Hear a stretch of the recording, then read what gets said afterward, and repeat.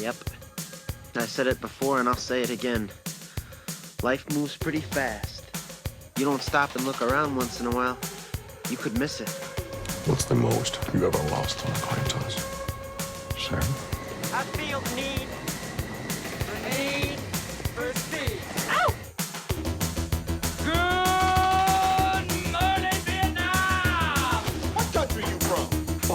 What ain't no country I ever heard of? They speak English and what? 60% of the time, it works every time. That doesn't make sense. It's in the hole! It's in the hole!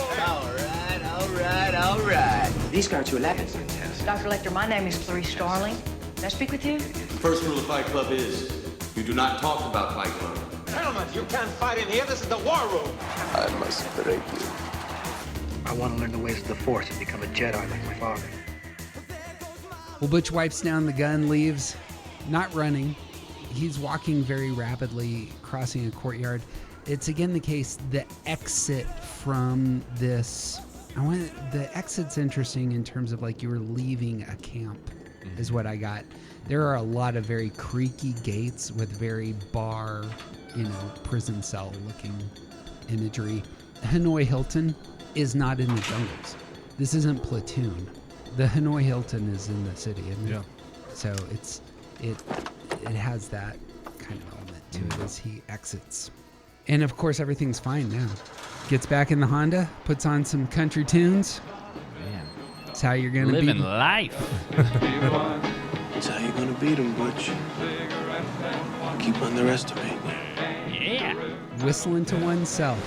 Drug kingpin with a box of donuts walks across the street like you do. He is. Which is also the first time we see his face. Yeah. Amazing. Yes, which you've brought up. So let's talk about this. I just think that's such something I wrote down the last time we were recording is that it seems like the sort of central tension that weaves its way through the whole film is who is Marcellus Wallace. Sure. Yeah. And not like what does he look like? Not like what are his hobbies, but like is he the type of person that is going to walk across the street and see Butch and not pull out a gun? Or is he going to be standing in the middle of the street and reach for his gun? Mm-hmm. Is he the type of person who is going to, not go medieval when someone rapes him? Yeah. Like who is Marcellus Wallace? Is he the type of guy who would throw a man out a 4-story window with his because he gave his wife a foot massage? Right. Who is Marcellus Wallace? We've heard his voice, we've seen his back, but we still are not seeing who he is. We're still seeing the representation, the idea of Marcellus Wallace. And this is the first time that's like, this is not an idea anymore. This is who he is. Right. And he's just casually walking across the street with a box of donuts. I love it. That's it. His mortality comes quickly into view Mm-hmm. in this scene because he immediately gets hit by a car. Yeah. And thrown over the top and wakes up in a stupor. Yeah. I think that's exactly right. He is an imagery. I think we said it last time, but he's an imagery of the whole institutional mafia culture in Los Angeles. Yeah. And that's terrifying if you don't know the person in their inner life. Right. Mm-hmm. The rest of this scene goes exactly as planned, and then it pivots in the most bizarre turn of events in any film. Yeah. Like the move here is so strange. Yeah. It's subverting your expectations that takes place here is so weird. Because Marcellus wakes up. If you need someone to go to court, I will be glad to help, okay? That guy was a drunken maniac. He hit you, and then he crashed into that car. Who? Him. I'll be damned. He pulls out a gun. He starts firing at Bruce Willis, who's bloody and is exiting his own Honda. Marcellus Wallace shoots a bystander and then chases after Bruce Willis, who clearly has like a leg injury. And this is just how movies work. We're used to this movie. Mm-hmm. Like they're gonna battle, bad guy, good guy. Yeah. The good guy's probably gonna win, gonna get back to the girl. And that's not what happens. That is not what happens. Unfortunately for these two men, they fall into Maynard's hillbilly pawn shop, which in the script is called the Mason-Dixie Pawn Shop. Maynard, behind the counter. Can I help you with something? Shut the fuck up. Now, you just wait a goddamn minute now. What the fuck are you up to? In comes Marcellus Wallace. Butch is a professional fighter. Yeah. An Olympic silver medal boxer. This is actually, he's going to do quite well in this situation. Yep. And we probably know this. I mean, he's on top of this drug kingpin. Come here, motherfucker. You feel that sting, big boy, huh? That's pride fucking with you, see? It's a callback. It is a callback of a vengeful sort, by the way. It's also him throwing his words back in his face. Exactly. Which, again, could be either or here. I'll take either or. Somebody's gonna get their motherfucking head blown up. Hold it right there, goddammit. Maynard pulls out a shotgun. This ain't none of your business, mister. I'm making it my business. Toss the weapon. You don't understand, man. Toss the weapon. This is the moment where you're just like, okay, this is a new move. I don't know what happens. Yeah. Butch tosses the gun. Put your hand behind your head. Approach the counter right now. This running. Kill me. Shut up. Keep it coming. And Maynard hits him with the butt of the shotgun and makes a phone call. Zed, Maynard. Yeah, the spider just caught a couple of flies. And all of a sudden, we don't know where the hell this movie is going. Right? Yeah. And that feeling of unease and I don't know what's next doesn't stop for 5 or 10 minutes. Yeah. Well, and that line too of, I think he says something like, "Spider just caught herself too in the web," or something like that. It's just like Caught a couple so flies. ominous, This is gonna be and bad. I don't know, but I don't know where the hell this is going, but this is not good. Well, Butch and Marcellus are then shown in the basement of said pawn shop. Did I mention it was the Mason-Dixon? Yeah. You did. Yes. Yes. They are duct taped to 2 chairs, and in their mouths are these S&M style ball gags. There's a belt around their heads, and both men are unconscious. And all of a sudden, the whole audience is looking around, going, "What happened?" Mm. Well, some of us know what's about to happen. Some of us do know what's about to happen. Maynard steps up and he's got this old-fashioned fire extinguisher. All of this makes it super uneasy, and he sprays both of them until they're soaking wet and they kind of awake, and Maynard's sitting in front of them. Nobody kills anybody in my place of business at Mir Zed. That's disconcerting to hear. Yeah. Mm-hmm. Then we hear a doorbell. The doorbell is not like a buzzer. It's not like one of those. It's like the sort of doorbell you would hear in an affluent home in the suburbs. Yeah, it's like, For sure. That's it. And we see a man come down in a mall cop uniform, as was said before. I cannot store in my mind that this is the bad guy from The Mask. Yeah. That is who it is. That is who it is, yeah. That kind of I'm taking power that isn't actually mine. Mm-hmm. Perfectly cast. Yeah. Both these guys are perfectly cast. So good. This person isn't strong, Mm-hmm. Yep. and this person is terrifying. Yes. That's hard to pull off. Yeah. This person isn't strong, but they really want to show you how strong they are.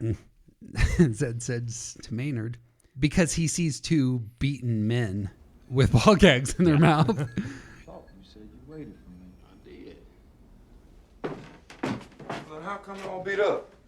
Do that to each other, man. They came in fighting. Now, this one right here, he was gonna shoot that one. Is that right? You gonna shoot him, boy? Butch makes no reply. He's How great. can he with a ball gag in his mouth? That's a problem. So, I mean, as somebody who's worn many a ball gag, I have a hard time speaking with these. This is not an okay thing to say. The whole point. Just a power play here by Zed. They speak about whether or not the woman associate's going to show up at the shop. Apparently everything's clear. And Zed says, Bring out the gimp. I think the gimp's sleeping. Well, I guess you just have to go wake him up now, won't you? this is the point. I just want to emphasize, because you can't see this, just the layers of, I have no idea where this is going. Yeah. Maynard goes into a back room, and this is already the basement. Anytime you got a basement inside your basement, this is problematic. This is Silence of the Lambs territory. He opens like a door in the floor and reaches in and pulls out a man who is dressed from head to toe in leather with zips across his mouth.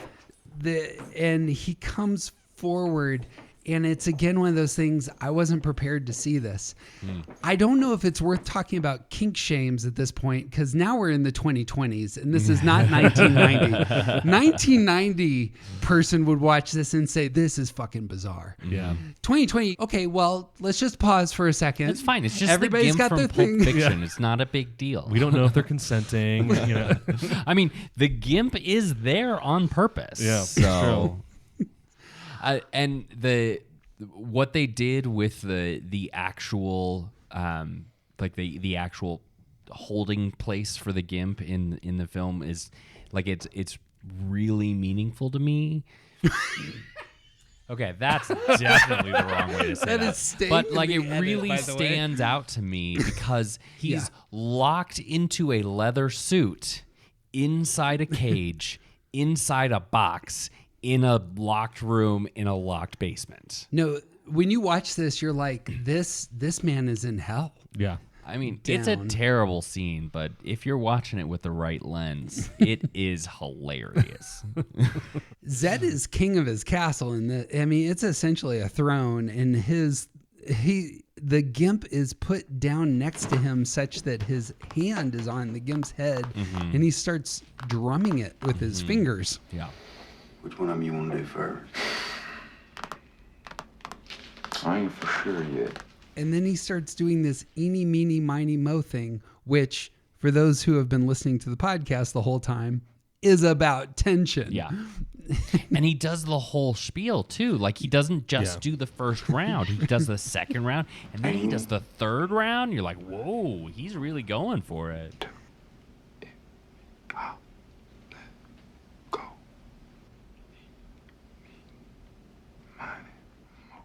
Zed picks Marcellus. Anyone who has done the eeny, meeny, miny, mo knows how it ends. Yeah. It's a 1, 2, 1, 2, 1, 2. Guess that means you, big boy. You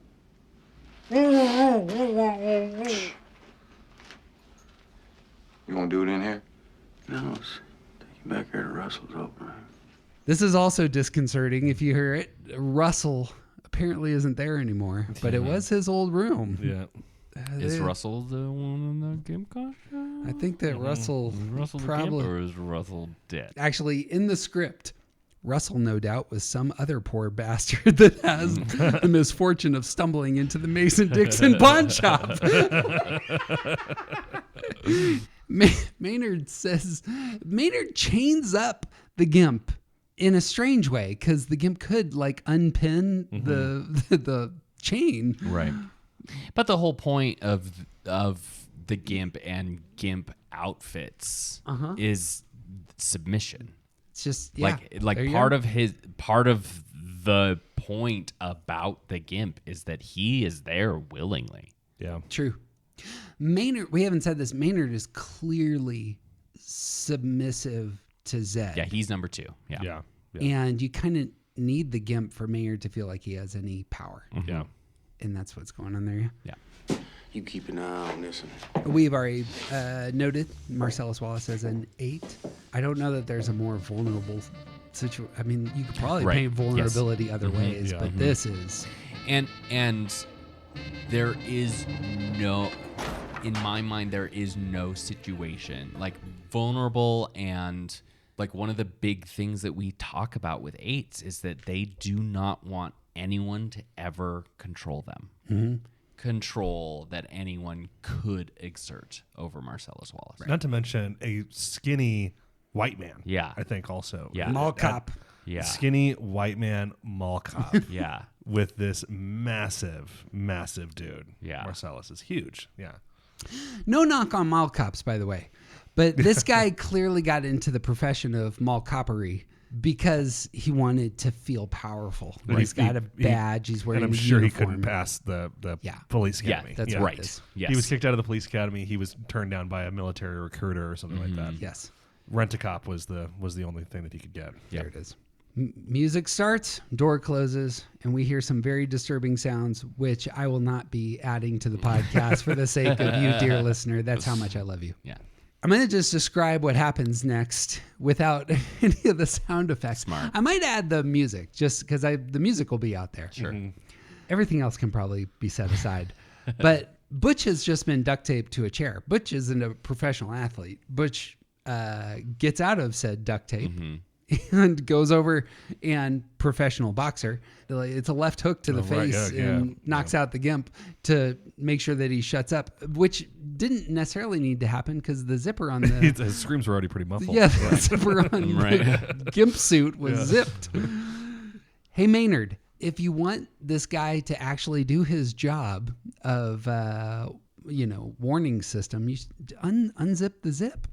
He could scream. Which also plays into the reality of like Maynard and Zed are playing a game that they can't win. Like they're playing at being big, strong man. Like the strength that they are playing at. The fact that they leave the gimp with Butch, and it has probably worked out for them in the past, clearly, because they're still here now. But like they're not actually as powerful as they think they are, and if they were, they would know not to take Marcellus Wallace and a boxer who literally just killed a man in the ring.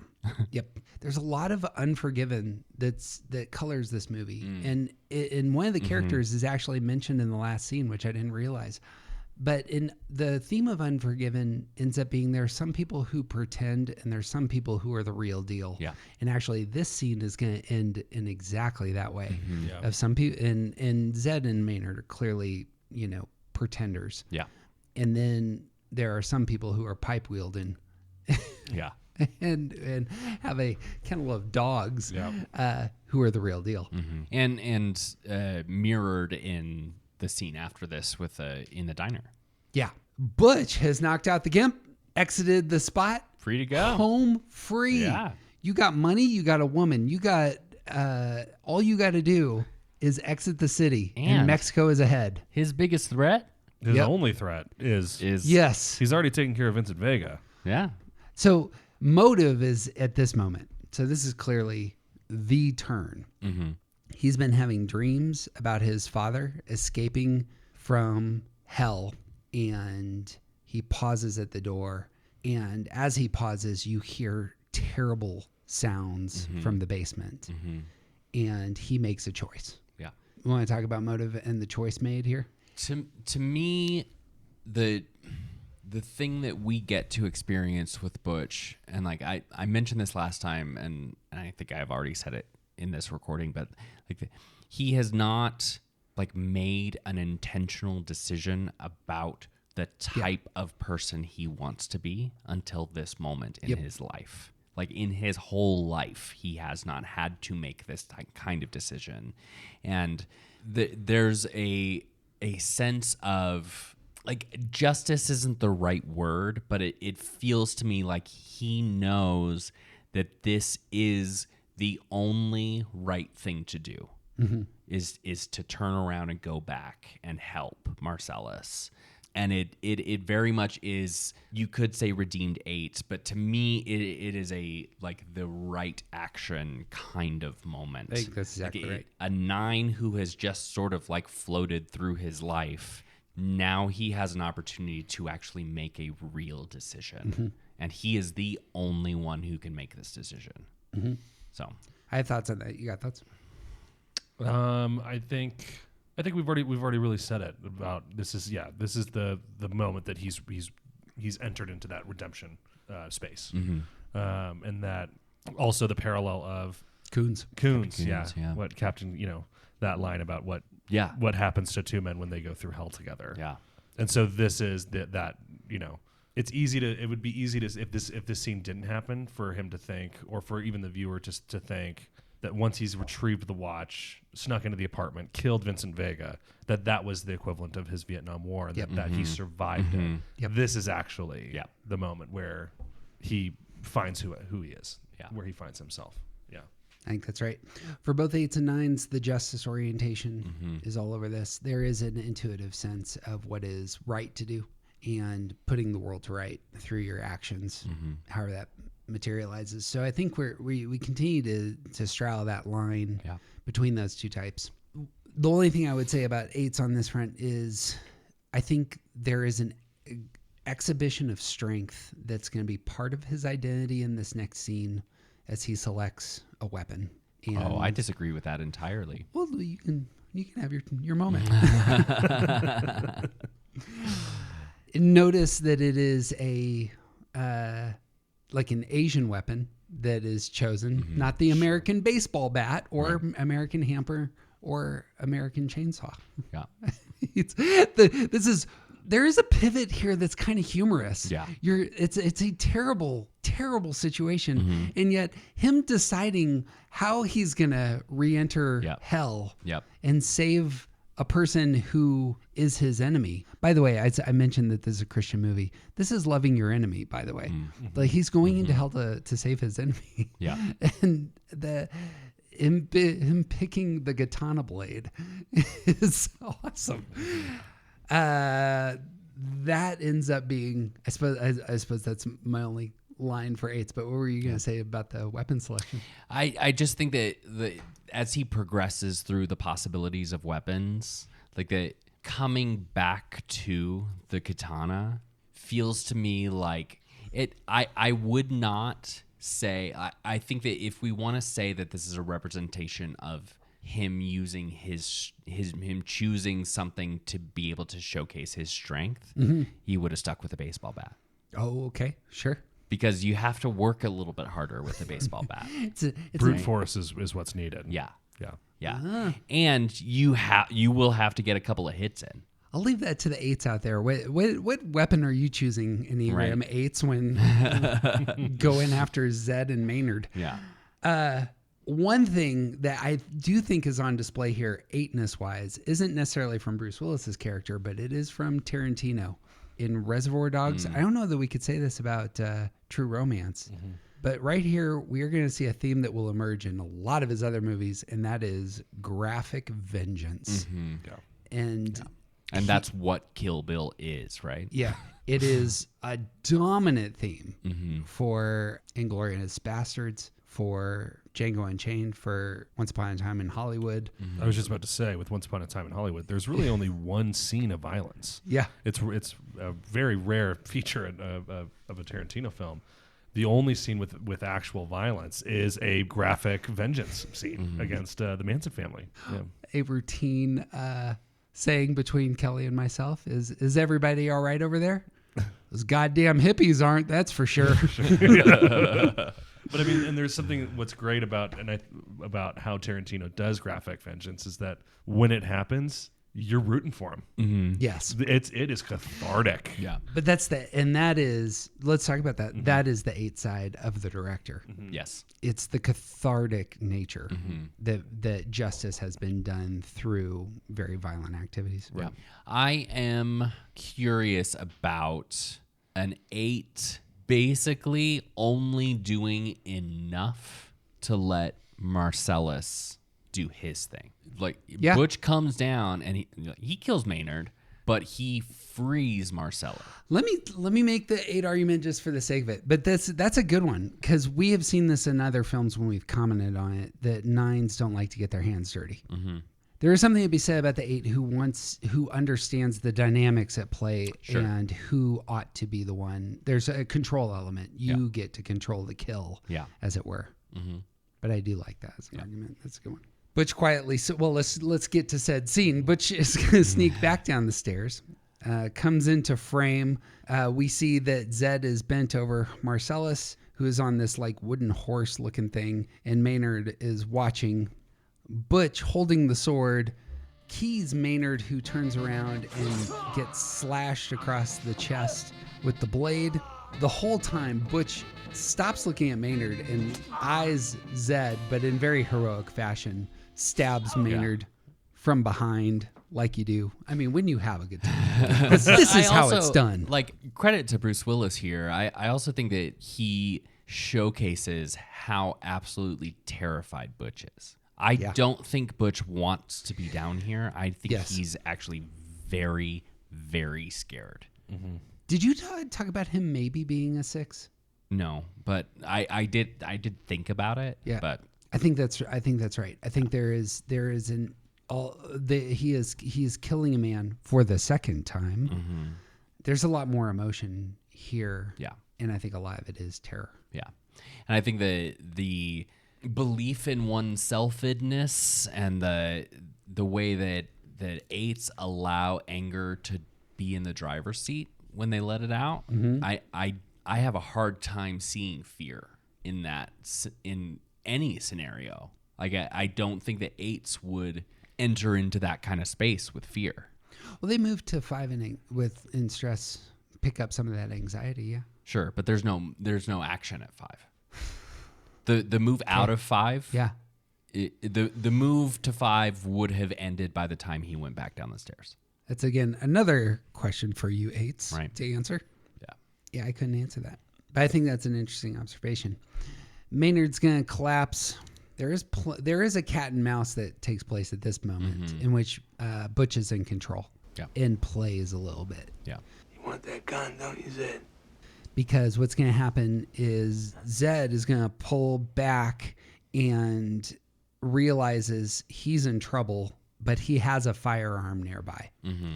Butch has a sword and tempts him to go for the gun. Go ahead and pick it up.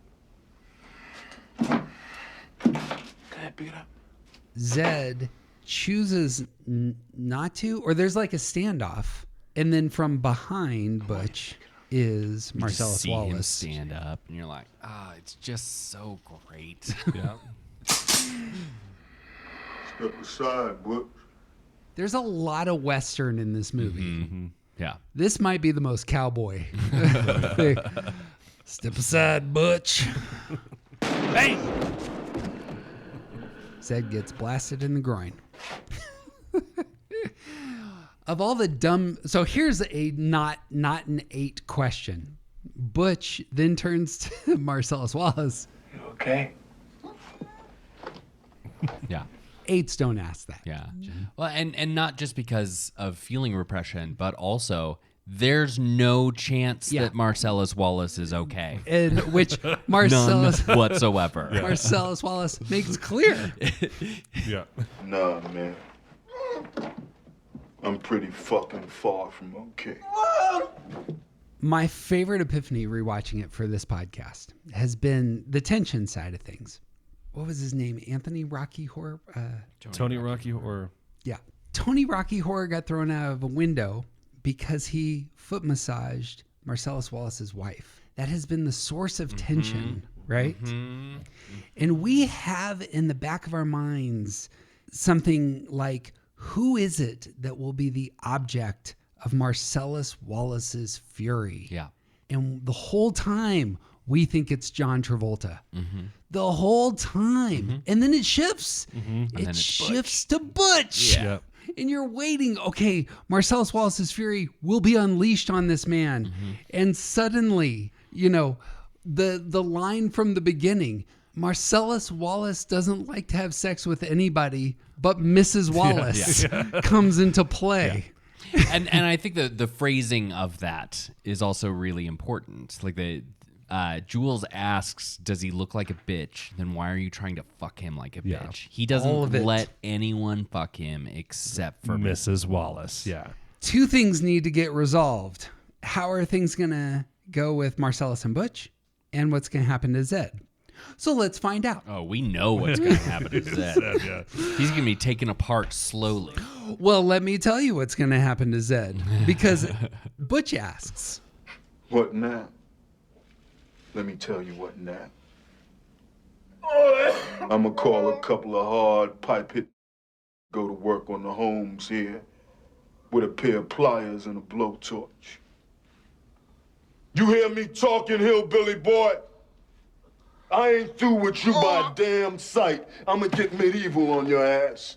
Like, from that moment where he gets shot to the end of the scene is a couple of minutes. And he's just writhing around on the floor in pain. It's beautiful. Like the way that like everything is tension. And here we've resolved this tension, except that the tension still exists because he's not dead. And he's clearly like he's been shot in the groin, which means that like he is suffering. And they're just the two of them just standing still watching it happen. Yeah. And all you can hear is an occasional squeal. Oh, it's amazing. Yeah, it's... Unfortunately for me, when I watch this, I'm like, don't hurt him too bad. He's gonna bleed out. You're not gonna get your friends are gonna show up and he's gonna be dead already. I mean, what now between me and you?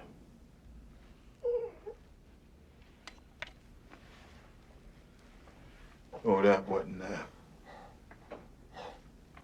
I tell you what now between me and you. Marcellus Wallace taking control. This is, again, I don't know how eights in conversation work, but it's clear that Marcellus is driving the boat. Yeah. There is no me in you. Not no more. So we cool? Yeah, we cool. Two things. Don't tell nobody about this. This shit is between me, you, and Mr. Soon to be living the rest of his short-ass life in agonizing pain rapist here. It ain't nobody else's business. Two, you leave town tonight, right now. And when you're gone, you stay gone, or you be gone. You lost all your LA privileges, deal? Yeah. Which I think is also a great example of like the way that eights remove their help, their support, it's in this case, it's almost like you had my permission to be in town before. You do not have it any longer. It is control of space. Yeah. Yep. Full show. Yeah. And we see Butch leaving and Marcellus simply glaring at the inhibited Zed on the floor. Butch exits. Somehow he gets Zed's keys. I missed this, but he looks down and realizes that they are his keys. Yeah. I don't remember where he finds it. Does he find him on the pawn shop counter? Yeah, I think it's the first time he's running out. He grabbed because the door's locked, so he grabs them to get out the door. Perfect. I missed that. That makes sense. They would lock the door because they're doing business. Right. That makes a lot of sense because then he looks down, big Z in the keychain and a purple chopper outside. I want to talk about the chopper in a minute, but I suppose as he gets on the motorcycle to leave, we're going to have a conversation about a chopper. So pulls up back to the motel room. Anything else worth saying about the Mason-Dixon pawn shop? I mean, that it's about to be burned to the ground. It's not gonna exist for much longer. This is true. You mean Marcellus Wallace's Mason-Dixon pawn shop? In Inglewood today, fire broke out. Well, Butch rides up. Again, Western image. I mean, there's riding up on the horse to pick up, to grab the girl to ride off into the sunset. Is that not We what's gotta going go on? right now. So we're so worried. What about our bags? Fuck the bags. If we don't split right now, we're gonna miss the train. Come on, be downstairs. Is everything well? Just come on. No talking now. Are we in danger? Where did you get this motorcycle? It's not a motorcycle, baby. It's a chopper. Come on, let's go. What happened to my Honda? Sorry, baby, I crashed that Honda.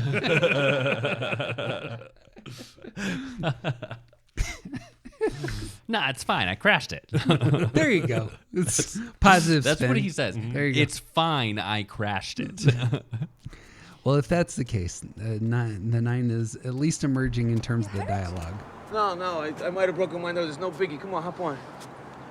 Baby, please, honey, we gotta hit the fucking road. Get on.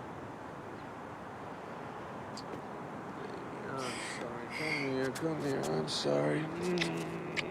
I'm so sorry. You were gone so long, I started to think dreadful thoughts. Oh, I'm sorry, sweetie. I didn't mean to worry. Everything's fine. How was your breakfast? It was good. Did you get the pancakes? The No, blueberry I pancakes? didn't have blueberry pancakes. I had to get buttermilk. Oh, Are you sure you're no. okay? Honey, since I left you, this has been without a doubt the single weirdest fucking day of my life. Come on, hop on. I'll tell you all about it. Come on, get on. Tender moment. This actually does have quite a bit of depth, I think, in terms of establishing these people care about each other. Yeah. And that he is willing to sort of pause the incredibly important task that they are about to undertake. And the urgency behind it. So urgent. He probably has, a little bit of a grace period, but they've got to go now. No dilly-dallying anymore. And he still you is need like... to trust. And because he's going to be able to keep the money. Yeah. So he's got... They don't need anything. They got to go. What they need is to get on a train. Yeah. He had Marcellus Wallace's word for the most part. He's not the object of Marcellus Wallace's vengeance, but he's still very self-preserving at the least. Sure. One of the things that I thought about, too, is... Marcellus doesn't know that he killed Vincent Vega. Oh, that's true. Not yet. Exactly. So what happens when he does find out? True. You know, right now his obviously his attentions are occupied with Zed, but what happens when Zed's dead? That's true. And he finds out that he's killed one of his last remaining henchmen, and very, somebody who very valuable. he clearly cares about. They need to go. They need to go and get it far away. Yep.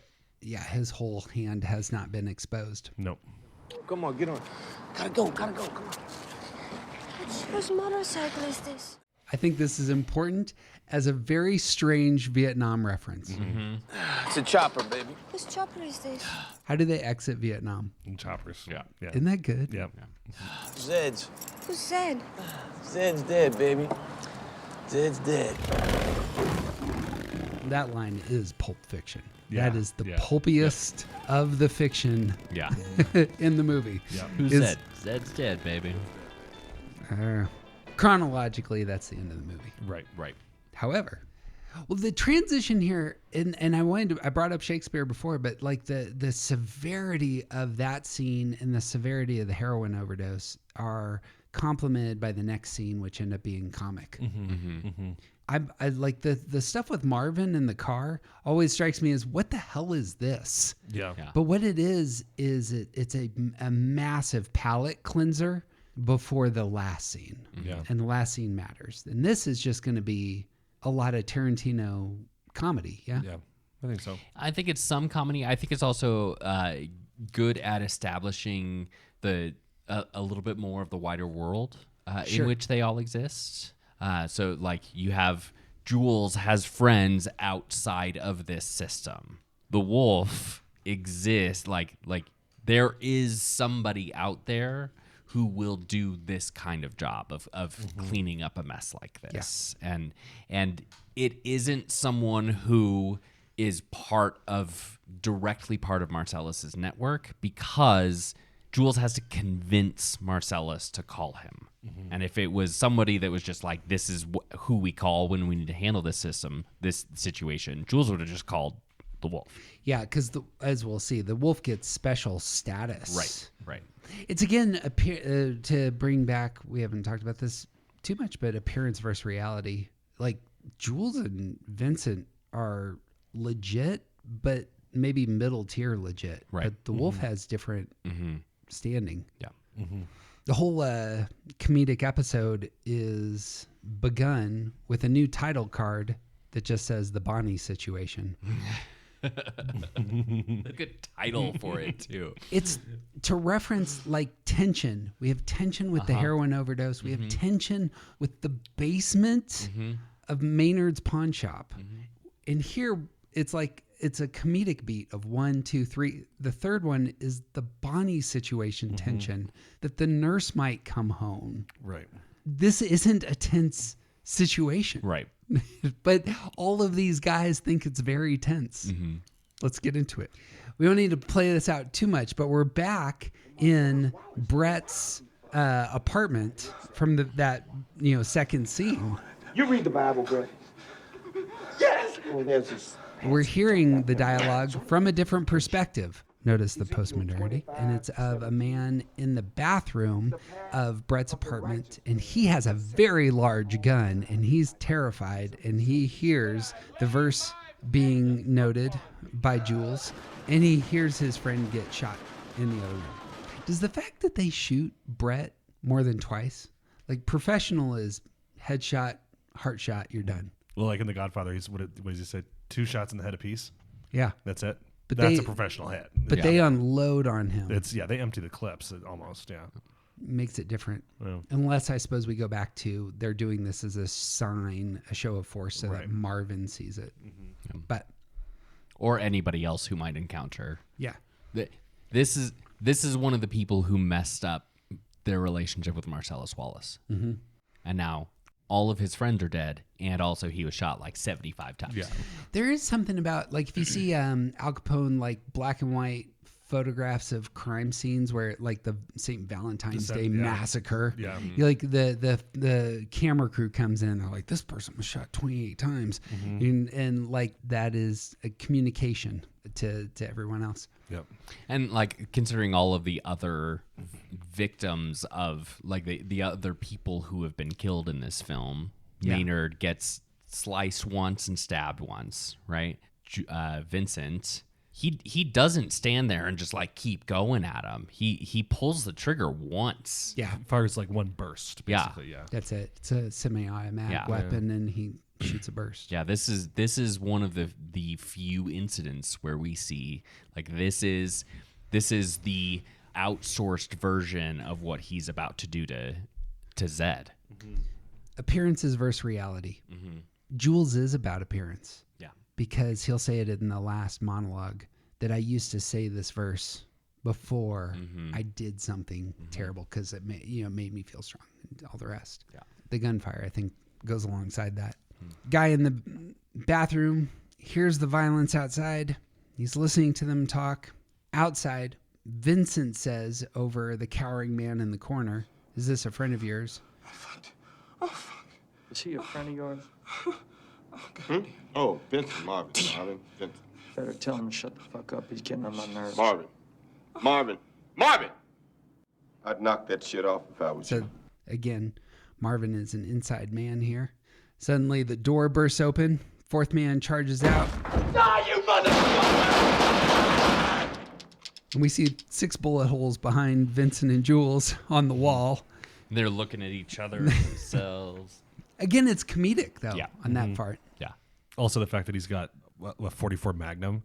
Like, he's got a gun that's like did he get that gun huge. from Jack Nicholson's The Joker? Like, what is with that gun? That gun is huge. It looks like it's designed to kill big game or something like that. Yeah. Appearance versus reality. Yeah. Big hat, no cattle. Mm-hmm.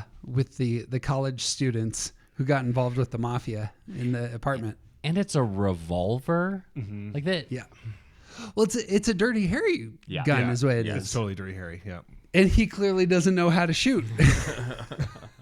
Either that or it's divine intervention. Vincent looks at Marvin after they kill the fourth man. Why the fuck didn't you tell us somebody was in a bathroom? Slip your mind? Did you forget that someone was in there with a goddamn hand cannon? You see the size of that gun he fired at us? It was bigger than him. There is a rewrite that was insisted on by Samuel L. Jackson. It was that Travolta was going to shoot Marvin for not telling them, and that was going to be the problem. Mm-hmm. And Jackson said that it should be an accident. Mm-hmm. But here's the motive here is that Marvin was an inside man, but he betrayed the two. Yeah. Exposed them. We should be fucking dead, man. I know, we was lucky. No. That shit wasn't love. Yeah, maybe. This was divine intervention. You know what divine intervention is?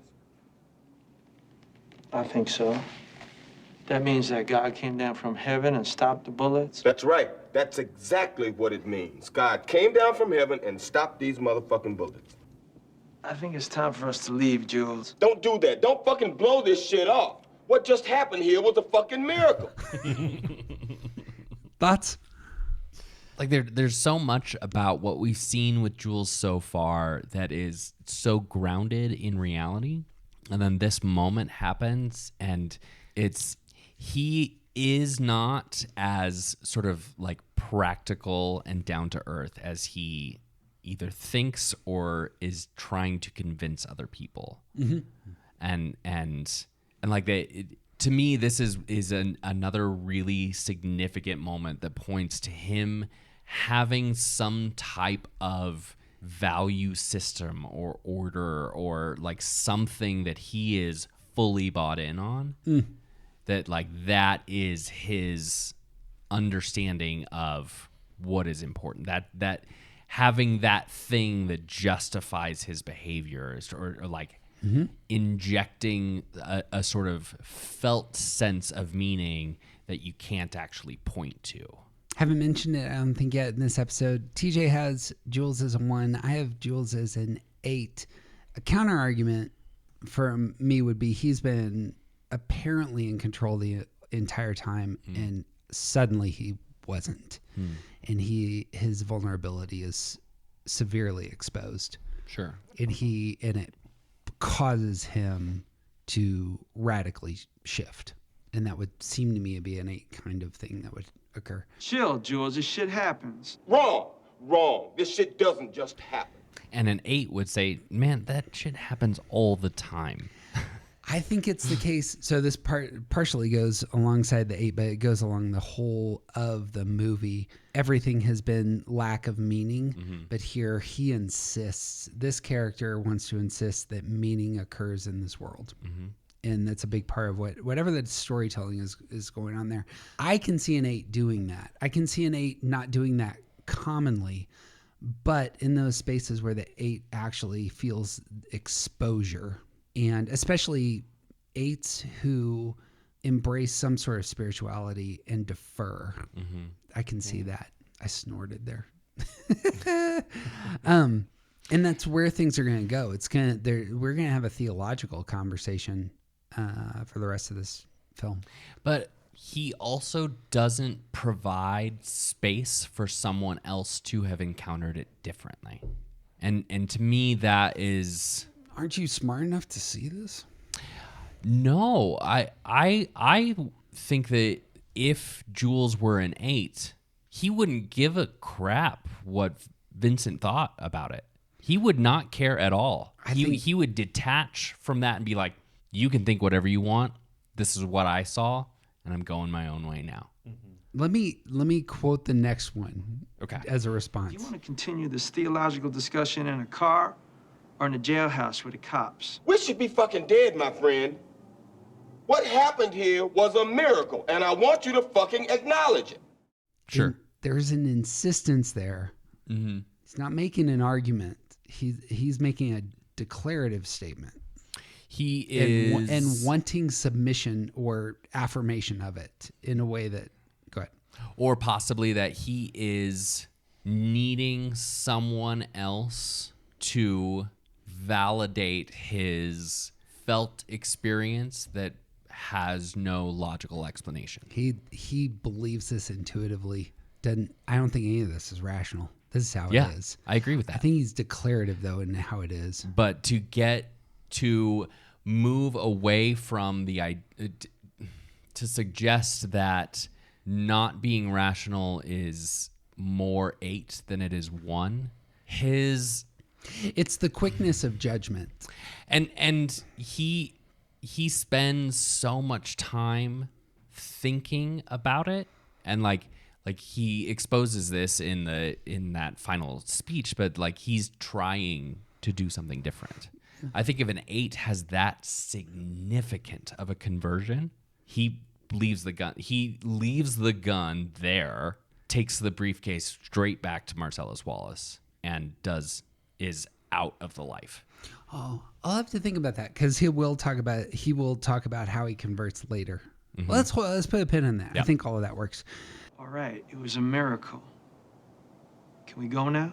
So we had pitched this before that this next scene isn't really a huge part of the movie. It's comic relief. It's a palate cleanser. It's Marvin gets shot in the face. There is divine intervention in terms of saving Jules and Vincent. Apparently, God doesn't care about Marvin though. Man, I don't even have an opinion. Well, you gotta have an opinion. I mean, do you think that God came down from heaven and stopped us? There wasn't a bump apparently. Vincent's gun just went off. Oh man, I shot Marvin in the face. Why the fuck you do that? Well, I didn't mean to do it. It was an accident. Marvin was actually being asked a question about divine intervention and then got shot in the face. This is double negatives for Marvin here.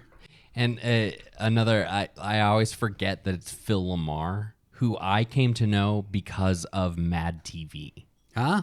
And like, there's Phil Lamar getting shot in the face in Pulp Fiction. What is that guy doing here? Like, he's so funny. Why is he in this film? The two of them, we're going to probably go fast through this one. I don't know that it reveals much. Yeah. It ends up being the case that they need to get off the road. They need to clean up their car. All of this, again, kind of, nobody really cares about Marvin all that much. In fact, if you hear what Quinton, Jimmy's language about it, quite condescending, which we will skip over. Yeah. I think that's the one scene that virtually every fan of the movie points to as being, this is the... If there's a weak point in the movie, it's Tarantino. It's Tarantino himself in this role. God damn, Jimmy. This some serious gourmet shit. I don't need you to tell me how fucking good my coffee is, okay? I'm the one who buys it. I know how good it is. When Bonnie goes shopping, she buys shit. I buy the gourmet expensive stuff because when I drink it, I want to taste it. I mean, and I was thinking about this too, walking into this before we were going to do this podcast, about how, Tarantino had just done Reservoir Dogs and had worked with some really great actors that weren't in this film.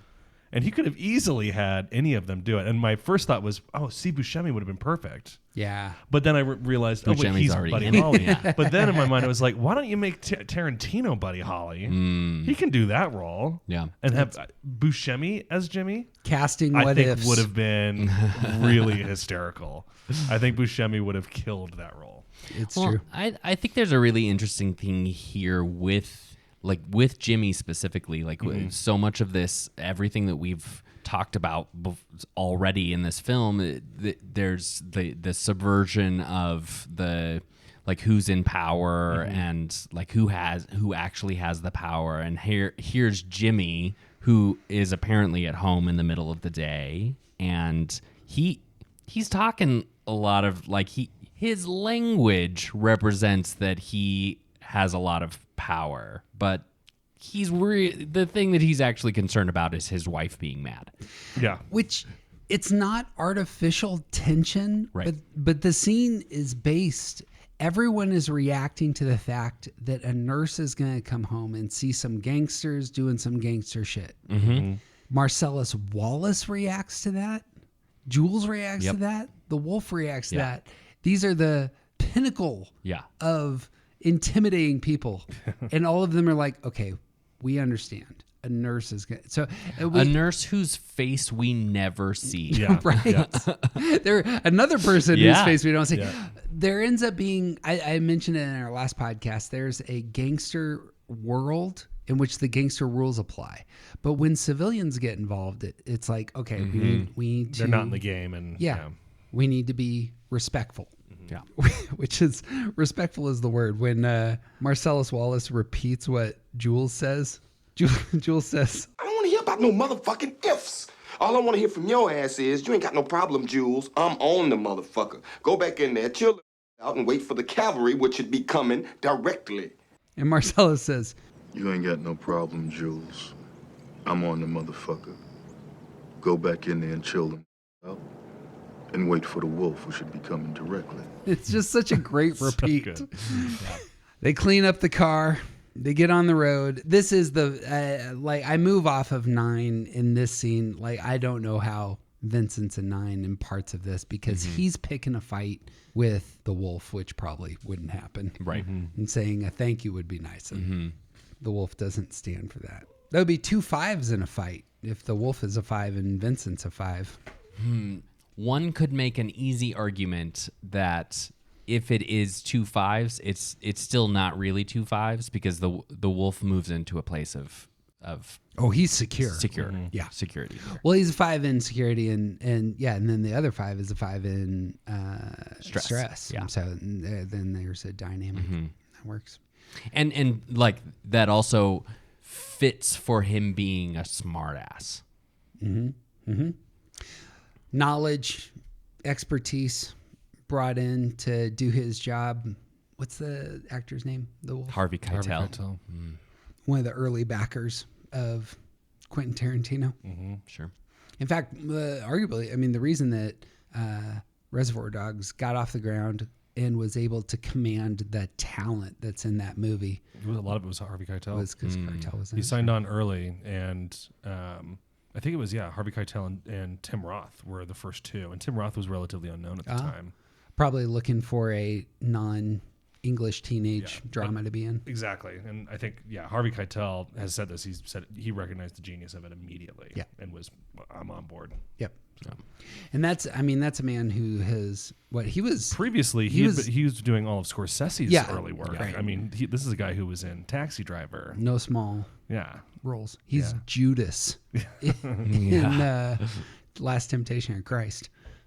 Get the car cleaned up, drop off the wolf. Jules and Vincent are out in the middle of nowhere. I want to make a quick mention to the appearance of Julia Sweeney. Yes. Yeah. Like I have not put that connection together in any of my previous viewings. There's a handful of comics in these. The woman who points out, it's the redhead comic. Kathy Griffin. Is earlier. Yeah. What? Kathy Griffin's in? Yeah. She's Where? one of the bystanders when after he crashes into Marcellus. Yeah, she's one of the ones standing over Marcellus, saying he's over there. She's the one that says, "If you need a witness in court, I was there. I saw the whole thing." I missed that completely. Yeah. Wow. You know what Jules and Vincent need after a hard morning of gangstering? They need Breakfast. To go get some breakfast. Want your cab? Yeah, I'll go for some breakfast. You feel like having breakfast with me? Cool. They sit down. It's not immediately obvious where they are, but, and this is, they're talking about the wolf. Wasn't he cool? He was cool. Not as cool as English Bob. And there's the Unforgiven reference, by the way. I keep saying that I'm sure this influences how he came to this movie. Totally fucking cool. In control. Didn't even, you didn't really get pissed when you were fucking with him. I was amazed. Want some bacon?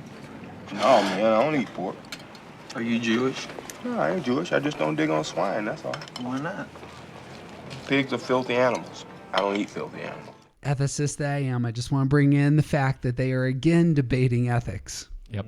And they're coming to it from two very different vantage points. And it's an argument about what is right and wrong. Mm-hmm. Right and wrong for those who are paying attention. Yeah. I unfortunately stumbled into that one. Oh, they heard.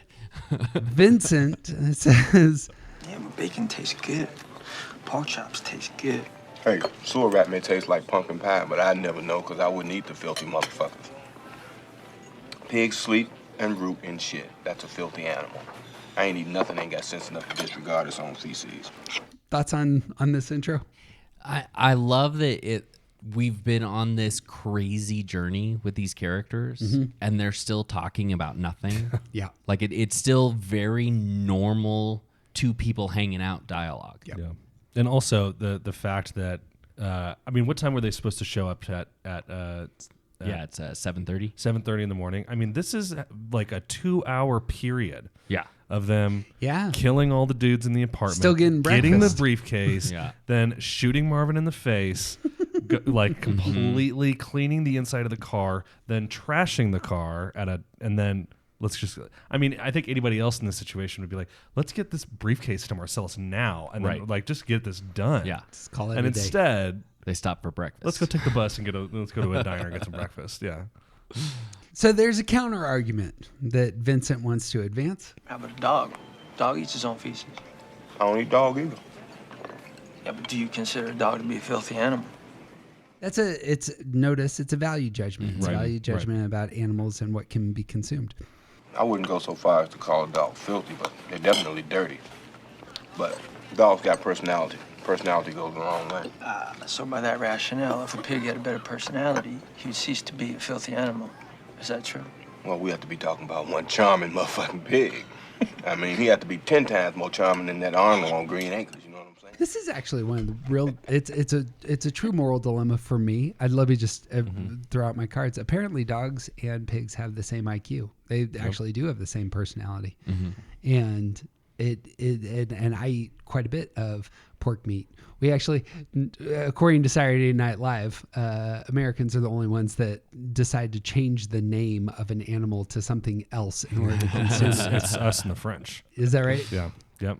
The English and the French. Yeah. They will not be called pigs. They will be called pork.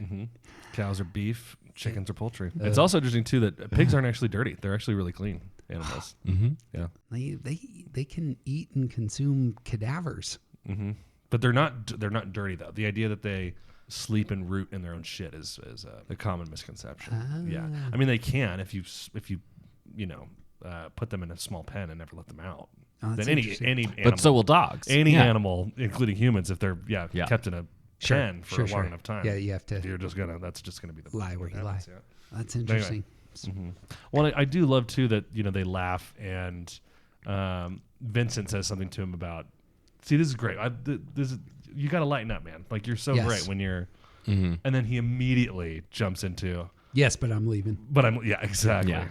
He immediately goes back to this sort of pensive state of contemplating everything, and that's what happens next. That's good, man. You're starting to lighten up. You've been sitting there all serious and shit. Man, I just been sitting here thinking. About what? About the miracle we witnessed. Miracle you witnessed. I witnessed a freak occurrence. Again, perspectives. Yep. So it slides into the dialogue without them using. He never uses philosophical terms like I am. I'm naming it, but it's just really well captured because multiple perspectives is the root of subjectivity, and it's all over this dialogue. Yeah. What is a miracle, Vincent? Act of God. And what's an act of God? When God makes the impossible possible. But this morning, I don't think it qualifies. Hey, Vincent, don't you see that shit don't matter? You're judging this shit the wrong way. I mean, it could be God stopped the bullets, or he changed Coke to Pepsi, he found my fucking car keys. You don't judge shit like this based on merit. Now, whether or not what we experienced was an according to Hoyle miracle is insignificant. But what is significant is I felt the touch of God. God got involved. Full embrace of subjectivity there. Like, this is what I experienced. This is what is, again, to push into meaning. This is what I found meaningful, and therefore it's true, is all over this answer. Yeah. Any thoughts there? Yeah, I think that's a 1, not an 8. Well, no. I think that one wants to make it objective. He's very comfortable in, look, this is what I experienced, so it's real for me. That feels, I think one would want to argue for its objectivity for everybody. I think that he would not be able to ignore the reality that the reason he thinks it's a miracle is because of his perspective, but he would also want Vincent to see it that way. I think he would give it up quickly, though. He's pushed. I feel like Vincent's pushing him. Yeah, I do too. And so it's coming from a place of defensiveness. Which I agree with. So this happened to me, and I'm going to argue for the fact this happened to me. Whatever happened to you would be just fine. I think that's how eights would think. Whatever happens to you, you do whatever you want with you. But if you're going to come into my territory and tell me how I should interpret things, then that's off limits. And I'm going to push you back. is how an 8 would attack this. I don't think an 8 would keep pushing the issue, though. Well, Vincent's the one that's pushing the issue. No, isn't Jules the one who says, I keep thinking about that miracle we witnessed? Well, so Vincent's the one that says, you've been sitting here all quiet, Jules. I've been sitting here thinking about what miracle. The miracle you witnessed. I witnessed a freak occurrence, is what Vincent said, which I think is what launches Jules into defensiveness. Mm-hmm. And I think that an 8 in that scenario would be like, okay. Whereas a 1 would need to justify it, would need to explain it and have the other person understand it. Because of part of the unproductive thinking is like, this is how I experienced this, but if you experienced it differently, then I'm wrong, so we need to come to an agreement here. Does that make sense? I do. I feel like he's just way more assertive in his I think that's proclamations. Samuel L. Jackson. Wow. All my 8 arguments will be discredited by the fact that this actor... Samuel L. Jackson. But why? Well, that's what's fucking with me. I don't know why, but I can't go back to sleep. You serious? You really thinking about quitting? The life? Yeah. Most definitely. Fuck. What's you gonna do then? Well, that's what I've been sitting here contemplating. First, I'm gonna deliver this case to Marcellus. Then, basically, I'm just gonna walk the earth. What you mean, walk the earth? You know, like Caine in Kung Fu. Walk from place to place, meet people, get in adventures. Adventures is an unfortunate word. Moving into the sort of ascetic lifestyle. Like he's like deciding to become a monk from this encounter. My best argument here is this is high side 5 space. He's repairing from his terrible life choices prior. And the best way to repair isn't to go into security. It's actually to go to the high side of your stress number. And so this is much more 5-ish. He's creating space for himself to think about his life, and that looks like roaming the earth. I'm just reading that totally different from you. Bing. And how long do you intend to walk the earth? Till God puts me where he wants me to be. And what if you don't do that? If it takes forever, then I'll walk forever. So you decided to be a bum? I'll just be Jules, Vincent. No more, no less. No, Jules, you decided to be a bum. Just like all those pieces of shit out there who beg for change, who sleep in garbage bins, eat what I throw away. They got a name for that, Jules. It's called a bum. And without a job, a residence, or legal tender, that's what you're gonna be, man. You're gonna be a fucking bum. Vincent have much ground to stand on in terms of judging other people's occupational choices? No. This strikes me as slightly over the top. He also had talked about pigs rooting in shit and eating, and now is saying this is what you're going to be, Jules. Yeah. Yeah. Look, my friend, this is just where you and I differ. Said no one ever. Case closed. We have had that conversation. And then we hear from the side. Garçon! Coffee! They are about to knock over the wrong restaurants. If we had really been paying attention, we would have seen Jules and Vincent walk past Honey Bunny and Pumpkin outside in the very, very first scene. Really? Yeah. Oh, I've never noticed that. Walk past the window. You see the color of their T-shirts, which makes it quite clever. Clever. Wow. And we see Vincent go to the bathroom. That's what's so great about this movie. I've seen it 100 times, and you guys have pointed out at least 5 things that I have never noticed. So, people are obsessive about deconstructing this. Seriously. Vincent says, Jules, look, what happened this morning, man, I agree, it was peculiar. But water into wine, All shapes and sizes, Vincent. Don't fucking talk to me that way, man. If my answers frighten you, Vincent, then you should cease asking scary questions. I'm gonna take a shit.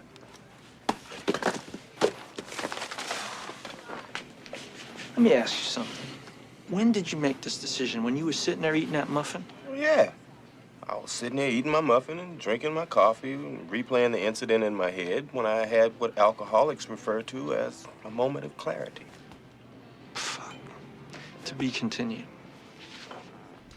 Vincent exits, and then the Garçon Coffee introduces something that hasn't been there since we were in the basement, and it's tension. And we know that two very violent people are going to emerge. And we're not necessarily sure if they got the skills. We heard that opening argument, probably part, kind of in the back of our minds, but we know that Vincent and Jules have the skills. Right. We actually saw in a different scene a man with a very large gun in a bathroom emerge later. So that's also a thing. We'll see how this goes. Everybody be cool, this is a robbery! Any of you fucking pricks move! And I'll execute every one of you motherfuckers! And they begin to order everybody into spaces they can see and control. They seem to be decent at this, at crowd control. Yeah. They get everybody where they need them to be, and they start collecting wallets. They get the manager out. The manager says, Listen, everybody. Be calm, cooperate, and this will all be over in a minute. Fuck down! Well done. and they start collecting wallets, as they said. We see Vincent is in the bathroom, oblivious, aloof was the word. Reading the book. Modesty blasé. Yeah. All right, people, gonna come around and collect your wallets. You don't fucking talk. You just throw them in a bag. Are we clear? I said, are we fucking clear? Good. Now wallets out. And we see Jules, and he drops his wallet in the bag after we saw him preparing his pistol underneath the table. Pumpkin notices that he has a fantastic looking briefcase. What's in the case? My boss's dirty laundry. Your boss makes you do his laundry? When he wants it clean. Sounds like a shit job. Funny, I was thinking the same thing. Open it. On the page, you can notice how quick, like these are 4 or 5 word sentences. It's for effect. We're going fast. Afraid I can't do that. I didn't hear you. Yes, you did. What's going on? Looks like we got a vigilante in our midst. Shoot him in the face. Hey, hasn't that happened already? Appearances versus reality. We had mentioned this in the first episode. These two have never killed anyone. Right. And she has talked about executing people. It's all show though. Yeah. Right. Well, and even throughout the way that they're interacting with all the patrons, they may be well rehearsed at being gangsters, but it's not part of their being. Yeah. You know? It is part of Jules' being, which he says in the next line. I hate to shatter your ego, but this ain't the first time I've had a gun pointed at me. You don't take your fucking hand off that case, it'll be your last. Manager from the side has not had a gun pointed in his face. Stop causing problems. You'll get us all killed. Give them what you got and get them out of here. Shut the fuck up, fat man. This ain't none of your goddamn business. Jules takes control of the situation. Be cool, honey bunny, be cool. No problem, I got it under control. Now, I'm gonna count to 3. If you don't open that case, I'm gonna unload in your fucking face. We clear? 1. 2.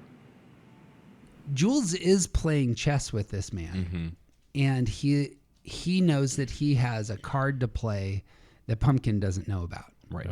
And he's baiting. There's a lot of imagery of spiders. Mia is a spider trying to catch a fly. Maynard calls himself a spider. Is it not the case Jules is a spider right here? Yeah. 3. Okay, Ringo. You win. It's yours. Jules raises his hands off the briefcase. Open it. Jules flips open the locks, revealing what's inside. I assume that he knows this is what's going to happen. It's very much what do you call that when a magician says over here, look over here? It's a distraction. Sleight of hand. There you go. And it's clearly captivating, as we've seen in the past. Misdirection. That's the word we are all looking for. Honey Bunny, likewise captivated. Wait, what is it? What is it? Is that what I think it is?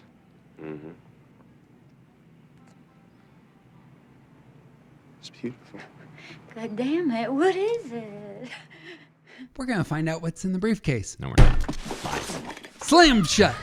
Gun out. Sticks his 45 under Pumpkin's chin. And now it's on. Things get real chaotic here. Fucking bitch to chill! Be cool, honey Chill bunny. that fucking bitch out! Just chill out, honey Let bunny. go now. Chill! Just chill out, honey bunny. All right, now tell her it's gonna be all right. It's gonna be all right. Promise her. I promise. Tell her to chill. Just chill out, honey bunny. Yeah, just a great example of a professional and some amateurs. Yes. Yep. They've never gotten any pushback, which he had said early on that at some point one of these guys behind the cash register will pull a gun, and we're not prepared for that. Yeah. We're going to do restaurants because it's easier, Right. lower risk. Now tell me your name. Yolanda. All right, now Yolanda. We're not gonna do anything stupid, are we? Don't you hurt him. Nobody's gonna hurt anybody. We're all gonna be like three little Fonzies here.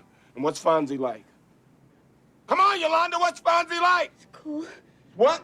Cool. Correctamundo. And that's what we're gonna be. We're gonna be cool. Like, he's using their names. Yep. It's I think that's masterful. That's the thing. He personalizes them. Yeah. Yep. They are people, and that's incredibly important. I also keep on thinking too about with Jules. We talked about this with the apartment scene and how it's so performative, even though he has the actions to back it up, right? Like this whole, kind of lulling them into this intimidating kind of sense of security in a way of the whole, caught you boys at breakfast. Sorry about that. You know. And thinking about this scene, I mean, I think it would have been totally easy for him to put the briefcase under the table. Right. And instead, he continues to hold on to it. I think knowing that they're going to want it. They're going to want what's in the briefcase. Yes. And on top of that, the fact that he doesn't just disarm Pumpkin, which at that point, the game's up. He also could have easily just killed both of them. Exactly. He could have easily killed them. Be done with it. He also wouldn't have to have killed them, but he could have disarmed him and made Honey Bunny just leave or something like that, and I'll let him go. But instead, there's this whole theatrical side of it, of he's going to explain. I think as much to himself what he's doing when he delivers the next monologue. Yeah. I find that to be so interesting in his character. And I think it goes back to you typing him as a 1, is that all of this seems very rooted in principle. Yeah. He has to vocalize it. It has to be vocalized. Yeah. And in other words, you have to know why this is happening to you. Yeah. Very specifically know why. That's a great argument for that. Because it is the case. I think this is right. In perspective, coffee shop robbers should know this, that if somebody has a gun, they're not going to have a conversation with you. They are, you are going to be doing crowd control. They will wait. They will shoot you in the back of the head while you're running out the back. He clearly could do that. And he even says so at some point that you would be dead. Normally you guys would be dead as Kentucky Fried Chicken, but you've caught me in a transition period. I love that. You've caught me in a transition period. I don't want to hurt you. I want to help you. Now, Ringo, I'm going to count to 3. And when I count 3, I want you to let go your gun, put your palms flat on the table, and sit your ass down. But when you do it cool. You ready? 1, 2, 3. Yolanda is clearly terrified. Yeah. She is freaking out. Okay, now you let him go. Yolanda, I thought you were gonna be cool. Now, when you yell at me, it makes me nervous. And when I get nervous, I get scared. And when motherfuckers get scared, that's when motherfuckers accidentally get shot. I also love that he moves the gun closer to Pumpkin's face. Yeah. Just know, you hurt him, you die. Well, that seems to be the situation. That is a Clint Eastwood line right there. But I don't want that. And you don't want that. And Ringo here definitely doesn't want that. So let's see what we can do. Now, here's the situation. Normally, both your asses would be dead as fucking fried chicken. But you happen to pull this shit while I'm in a transitional period, and I don't want to kill you. I want to help you. Is he secure? If he's secure, he might be helping people. There's an argument to be made that 8s are always secure, so... But I can't give you this case, because it don't belong to me. Besides, I've been through too much shit over this case this morning to just hand it over to your dumb ass. Something about loyalty here, and there's something about principle, both of which could be argued for. Yes. Yeah. Agreed. Nothing could upset this situation except for Vincent coming out of the bathroom. Right. Which we hadn't been thinking about that. But then all of a sudden, Yolanda whips her gun towards Vincent, Vincent towards her. Vincent, be cool. Yolanda, it's cool, baby. It's cool. We still just talking. Come on, point the gun at me. Point the gun at me. There you go. Now, Vincent, you just hang back and don't do a goddamn thing. Tell her we still cool. Still cool, honey bunny. How we doing, baby? I gotta go pee. I'm gonna go home. It might be my favorite line in the whole movie. Like it's if you need to know who she is as a character, just picture her standing on a counter holding a gun, and she's absolutely terrified. Like she's shaking because she's so scared, and she says, I gotta pee. Not that twos can't be scared, but note, I typed her as a 6. Just hang in there, baby. You're doing great. I'm proud of you. And Ringo's proud of you. It's almost over. There is a word for 3 people pointing guns at one another, which I will set aside, but this is an identical, if again, looking 30,000 feet up, identical ending to Reservoir Dogs. And if we saw that movie, we know how it ended. So there is an extra level of tension. Yeah. Sure. Yeah. Don't you point your gun at my dad! Yeah. This is where Tarantino takes our expectations, sets them to the side, and goes in a different way. The ending here is tremendous. Yeah. Tell her you're proud of her. Proud of you, honey bunny. I love you. I love you too, honey bunny. Now, I want you to go in that bag and find my wallet. Which one is it? It's the one that says bad motherfucker.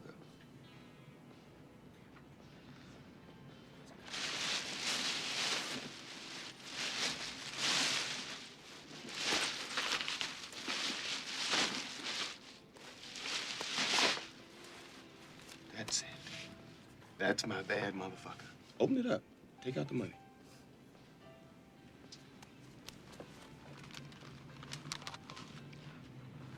Count it.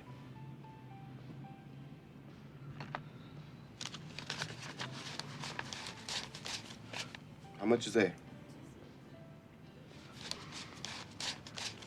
$1,500. Okay, put it in your pocket. It's yours. Now, with the rest of those wallets in the register, that makes this a pretty successful little score, huh? Jules, you give that fucking Nimrod $1,500 and I'll shoot him on general principle. I think Vincent's speaking for the rest of us, actually, at this point in time. Right. Because that's what we need to hear. We need to hear that the just thing, the right thing, looks like these 2 people should be shot for their activities because those are the rules of gangster life. Yeah. And that's where the turn is for me. Now, I ain't giving it to him, Vincent. I'm buying something for my money. Want to know what I'm buying, Ringo? What? Your life. I'm giving you that money so I don't have to kill your ass. You know what this scene is from? Les Miserables? It is. Yeah. It's the beginning of Les Mis. Yeah. I had never noticed that till this last viewing. Just saying that for me, I get teary immediately. Yeah, right. This is, I bought your soul for these candlesticks. Yeah. And that's all they are. They're candlesticks. They don't really matter. And the $1,500 doesn't really matter. Right. But Ringo, I'm buying your soul. Yep. At cost to myself. At cost to myself. That's what you need. We don't even see the future of Ringo. He's a petty thief whose soul just got bought, but we do know what happens in that piece. Right. And that's what matters. Yeah. And so like all of these past references coming into play in terms of the image, I don't know that anybody quotes Les Mis like this. And it's just like, but that is principle, value, heroism, all on display. Highest forms of character. Yep. The whole thing has been about subjectivity. The whole thing is about nothing matters. But you insert that priest, and we are reminded that things have real value, and it's not watches. The watches actually don't have value. The briefcase doesn't have value. What really has value are human beings who embody the image of God, and that's who Ringo is. And Jules, in this moment, This is an act of salvation. As he said, I could have killed you. I'm going to redeem your life. Yeah.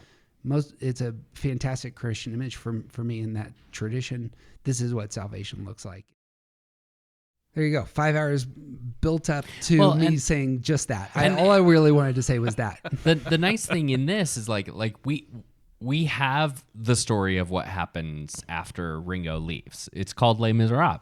Yeah. Like we've seen that story. We have not seen the story of the priest. And this is like giving us context for like the significance of Jules' conversion and the way that he is now going to use that conversion. Yeah. This is a big deal. Yep. Yeah. And we had said it at the beginning. Are there any good people in this movie? There's not, and that's the point. Right. But there are several people who make one or two steps. There are redemptive moments. Yep.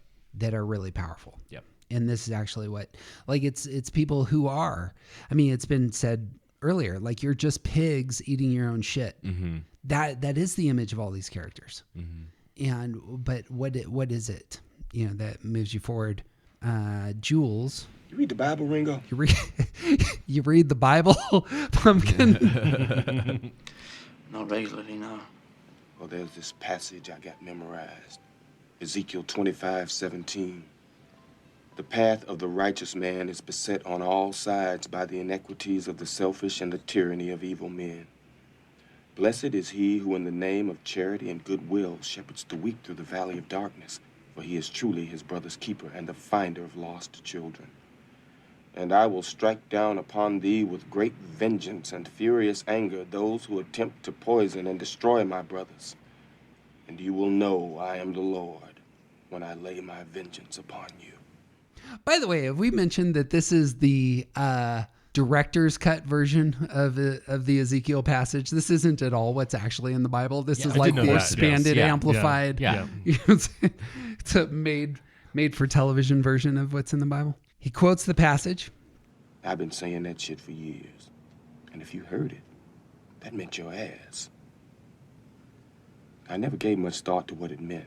I just thought it was some cold-blooded shit to say to a motherfucker before I popped a cap in his ass. There's a lot of things going into people's ass in this film, by the way. From watches to Zed to caps. It's just all over this film. I saw some shit this morning made me think twice. See, now I'm thinking, maybe it means you're the evil man and I'm the righteous man. And Mr. 9mm here, he's the shepherd protecting my righteous ass in the valley of darkness. Okay, so here's the argument for one. This is some spinning of what this is verbally processing that's going on here.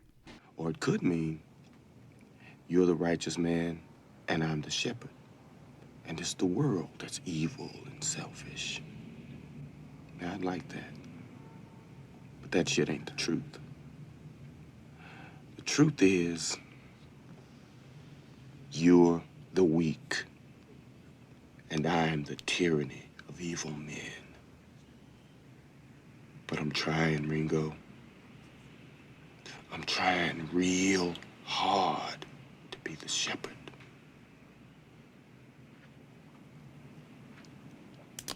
What does that mean? I think 2 hours ago, Jules felt in a position of being... I don't think he would have described himself as righteous, but I think he felt like he was doing something meaningful. Like, you can't say good, but within the context of the world of being one of Marcellus Wallace's henchmen, like he didn't shoot Brett because Brett looked at Marcellus Wallace incorrectly. Like the things that he was doing was like he was fully bought into the system of doling out vengeance, and now he recognizes that, like, acknowledging that he is the tyranny of evil men. I think it is a huge moment of self-actualization that he probably has never done before. Yep. Yeah, I agree with that. I think like you said, righteous for sure at the beginning of the film, and someone who has purpose. Yeah. I think he's the one character at the start of this film that doesn't fit into that nihilistic mold. Mm-hmm. There is, for me here, last line is a shift in allegiances. He had been serving death, which is Marcellus Wallace, and as we've kind of said, it's the institutional, gangster world, and he shifts from I'm the tyranny of evil men to I'm trying real hard to be a shepherd. Yeah. And it's an identity statement of shifting. That shit ain't the truth line. It's not about what's good. It's about what's true. This would be my only last argument for 8 is that's a significant difference of I'm serving what's true. I think a 1 is going to be interested in the good and the right. 8's going to be interested in what's true. By the way, that's the tell. If you don't know it, when TJ does that, that means Jeff made a phenomenal point. Go back to all of our podcasts, by the way. And that is a really good point, but I still think that within the context of someone who exists in a world where there isn't clear, there is no drawing around good or bad. Like there is no lines around right or wrong, like that right or wrong, good or evil. Like these are not part of the consideration within that world. And I think that he probably still has, if he's a 1, he still has a long journey ahead of him to understand that he has never understood the difference. Agreed. I feel like that would go both ways. Yeah. So, it's again the case. I think when you see 8s who have conversion experiences, as it stands, I feel like they look a lot like this. They feel as though they understand their lack of strength.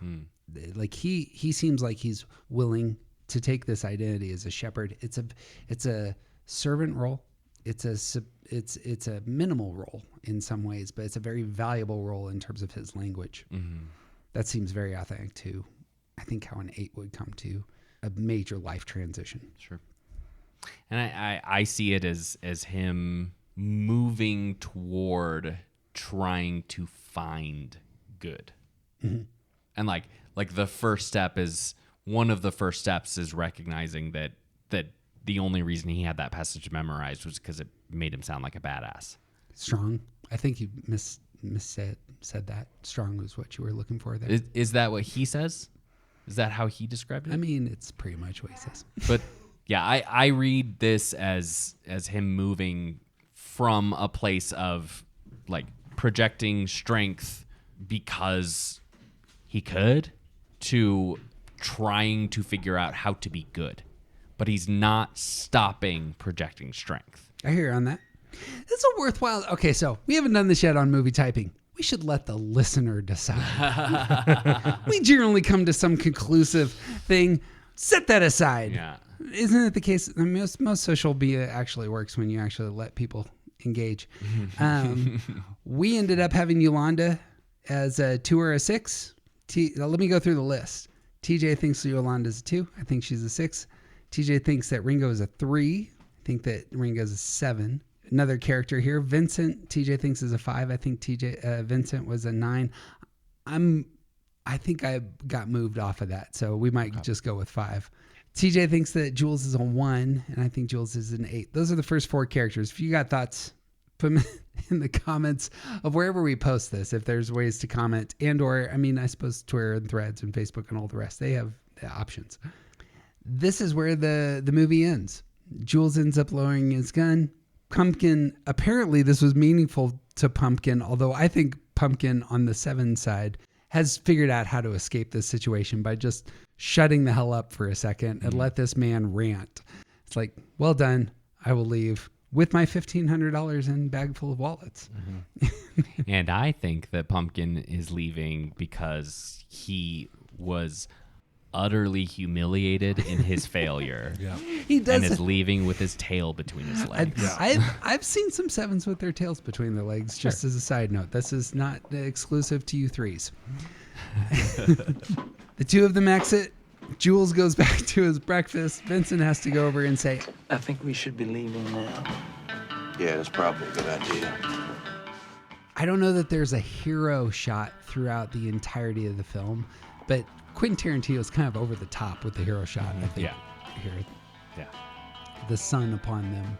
Again, they aren't gangsters in this moment for me. They're cowboys. And they got their pistols in their, in their belts, as it were, and they just chest her out, save the day. Yeah. Walking out into glory. Kind of swagger out with some bravado. Yeah. Don't say a word, because that's the way of the cowboy. I also think the cowboy thing is present, but I also think it's just a really, really funny juxtaposition. Yeah.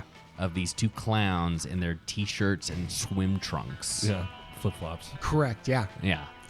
Put their huge ass guns into the belts of their swim trunks to walk out of this restaurant that they just allowed someone to rob. I think that's right. Yeah. Last thoughts on Pulp Fiction? We'll wrap this sucker up. If you haven't seen it, you should definitely watch it. If you have not seen it in a while, you should definitely watch it again. It's worthwhile. Truth? Very worthwhile.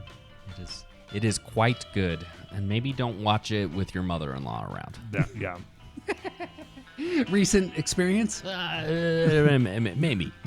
What are those gentlemen doing in the basement? Don't worry about it. It's fine. Just go back upstairs. My final thoughts on the movie, again, aside from that it's a movement from meaninglessness to meaning, it's also that nobody in this movie gets what they deserve, with maybe the exception of Vincent. I'll have to think on that one. But if you go down that road with me again, this is a movie that is filled with a lot of darkness and a lot of grace, and it makes it one of the few pieces of art that touches what is, in my mind, like just a central part of the human experience, and it really is depthiest, and it's what invites us to see it as a great film. And that's what I got. Sounds good to me. Friends, mean the world to us if you share this with somebody you love, preferably somebody who likes Quentin Tarantino and wants to get into the inner life of mobsters. We have all sorts of new stuff being released all the time on the Patreon. Well worth checking out. Just go to Patreon. Just Google Patreon Around the Circle. You'll see like all of our extras, which is really where the value is. If you want to see other fresh material, it's on the YouTube. If you want to see other pop culture deep dives, go to Movie Typing. That's our other podcast feed. Or if you're just getting into Enneagram, do look up the Start Here podcast, in which we have our typing tool and other things for folks who are just getting into Enneagram. And after 8 hours of recording, TJ Wilson, do you got anything else? Oh man, I got nothing. Kieran, it's a delight having you. Well, thanks for having me back, guys. Thank you it was a lot of fun. Indeed. Thank you for enduring the gauntlet here. He's TJ Wilson. He's Kieran Martin. They're both officially awesome. I'm Jeff Cook. And who you aren't just isn't interesting.